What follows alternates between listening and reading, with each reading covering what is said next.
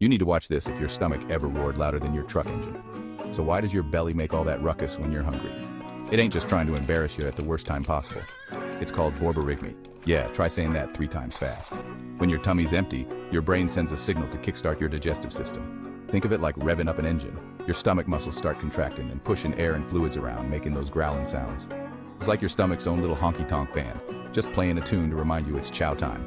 And don't worry, everybody's got a musical tummy, some just play louder than others. So next time your stomach starts singing the blues, just remember, it's just your body's way of saying, feed me, partner. Ain't nothing wrong with that. Stay curious, y'all, and don't let your stomach steal the show.